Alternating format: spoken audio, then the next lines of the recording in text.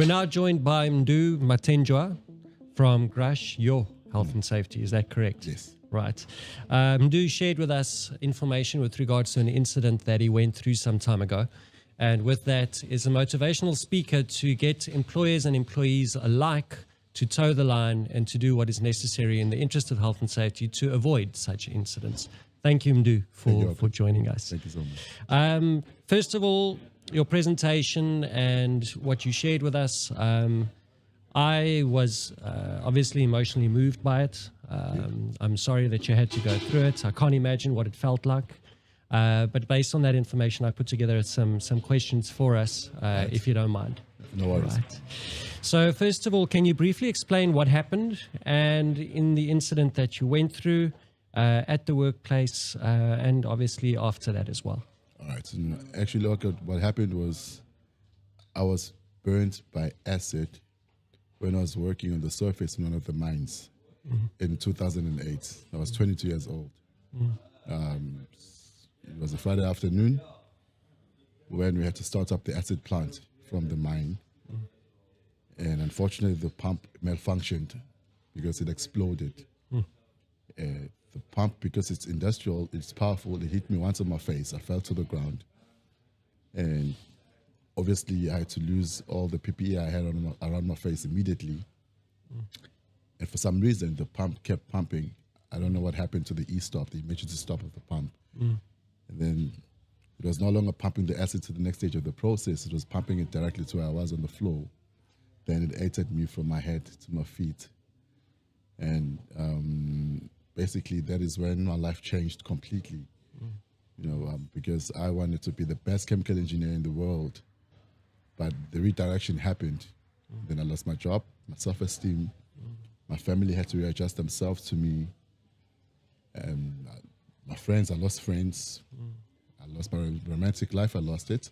Lost my shelter in just one moment in one incident in the workplace. Then I had to be in hospital for 7 months. 5 months in hospital and 2 extra months for rehabilitation. And that is when everything went down the drain, according to me. But fortunately and gracefully, my life was spared.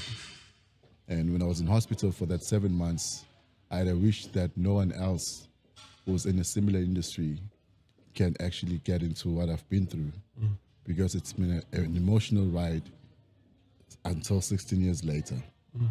So it is now my dream and my goal to make sure that what happened to me doesn't happen to anyone. So I've dedicated my life to be in any industry that I can get my hands hold of, to try and make a proactive approach by sharing my story, making people understand that safety in the workplace is more than business, it is personal. Meaning if something happens to you now at work, it is not only the company or the business that is affected, your whole life is affected. Your dreams, your goals, and even your family is affected. So whenever you are going to clock in, make sure that you clock out. Clock out safely so that you can see your loved ones, so that you can be there in one of your kids' weddings and be there with the grandkids.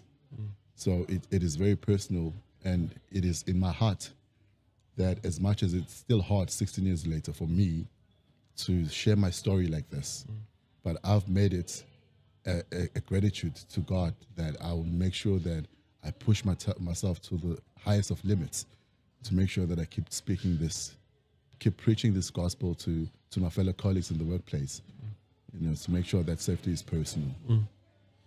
I think it's really a golden thread of information that you're providing, because from what I've seen so far, and I've been in the health and safety industry now, this is my 13th year. Quite often health and safety isn't taken personally unless it's happened to you. True story, yeah, it is true. And that for me is really sad to start with. And it means that people need to think about things a little bit differently in their daily lives, the way they do their work, the way they go to work, the way they act at home, when they have chores that they're doing at home as well. You're actually correct there, Okat, because my colleagues in the workplace, they know their jobs. They know how to do them safely because they're certified. They're there. But now sometimes they choose not to, and thinking that by doing so, they're doing it for their supervisors or their bosses, yet they're sabotaging their lives because once this thing happens to you, believe me, there's no turning back. Imagine the emotional. You know, I'm physically scarred right now, but the emotional scars that I wish people could know. You know, the scars that are impossible for you to heal, the emotional scars, the scars of being scared of even having kids because you don't know how their lives will be because of their father. Right. Right. Right. This thing of being marginalized by humankind, the emotions of now I have kids. Now, imagine now if my son, like which used to happen, you know, at the airport, you know, they would stop us because I'm so physically distorted such that I don't look like my son.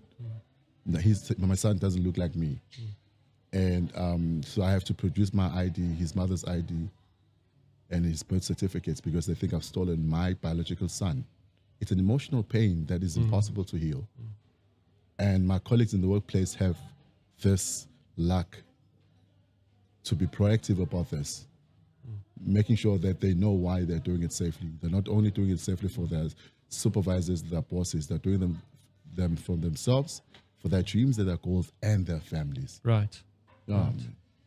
What was the most significant challenge that you faced during your recovery? My recovery was, okay, it is a lot of them, but one of them was, you know, when you get so tired, or when you get so tired to get to an extent where you wish you didn't survive the accident. You know, when I saw myself for the first time after my accident, I remember I was 5 months in hospital, bro.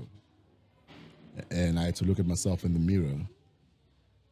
And then I saw this monster covered in stitches and staple clips in the face, stitches in the eyelid. The monster that took away everything from me.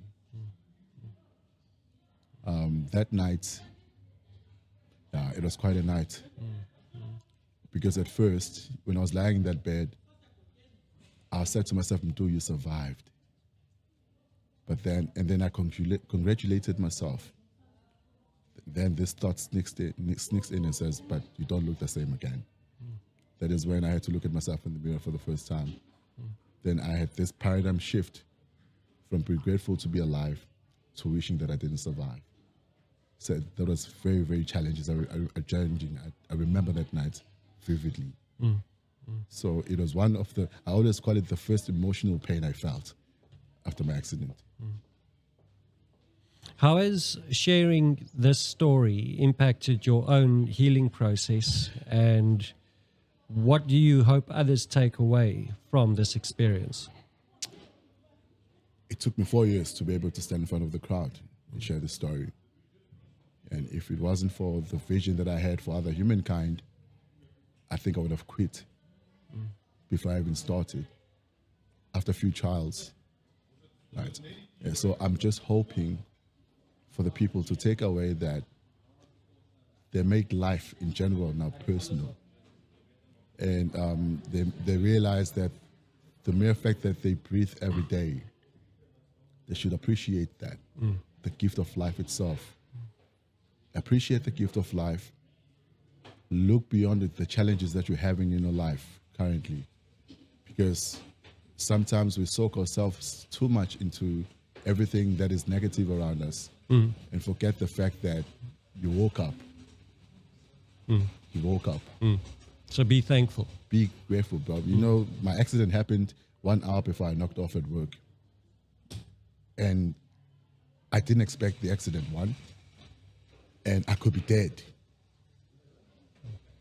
So I've learned to appreciate life as in a form of breathing on its own.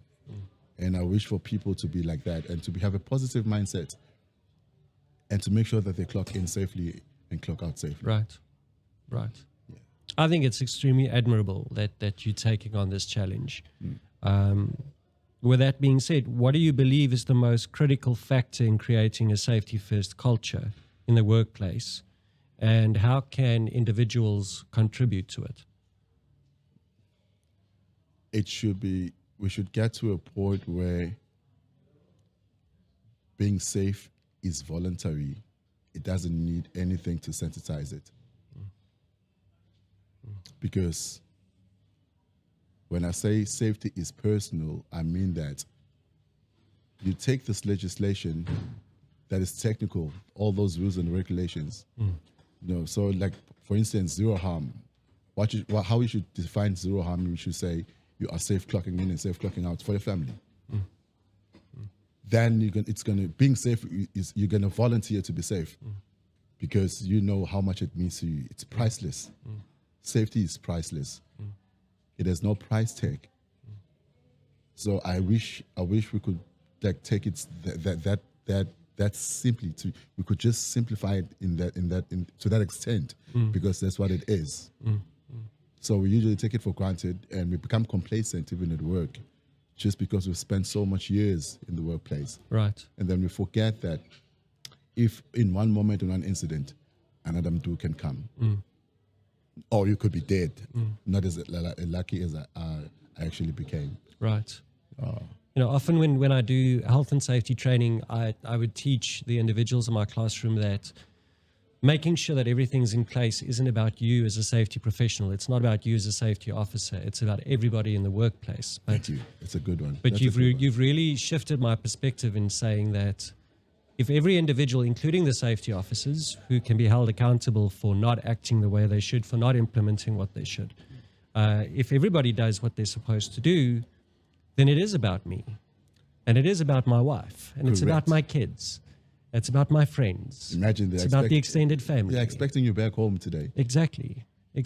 And it's not fair on anybody else to be reckless. Correct. It's not fair on them.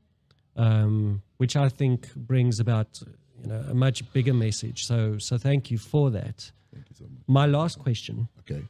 What advice would you give to organizations or leaders who want to create a stronger safety culture, but may not know where to start and obviously may face resistance from employees or management? Put a little heart into everything that you're planning.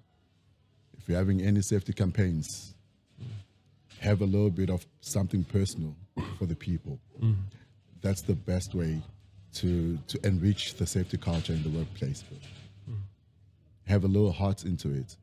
There's a difference between a person who comes to you and says never give up if you're going through something, just says that, and they don't know what you're going through.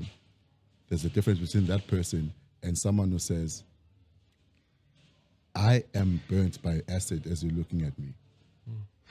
And through that accident, I lost everything in my life. I suffered physical and emotional pain. I was covered in stitches and staple clips. I'm scarred more than 70% of my body right now. And I lost everything. I've been in and out of business. I've lost a lot of things. I've lost friends. And here I am coming to you now saying, don't give up. There's a very big difference because I've put a little bit of heart into this. So whenever we're having all the safety campaigns and all the safety cultures that we're designing for our organizations, we need a little bit of touch of heart. Yes. Not being too corporate enough. Not being too corporate. You have a little heart into it. Then you're going to start seeing that difference in your organization. I think this message really hits home. So I want to wish you the best of luck. And I hope that you reach all employers and all the employees in South Africa. I think your message really rings true and it's really sincere. So thank you very much for your time. I really do appreciate it. Thank you so much.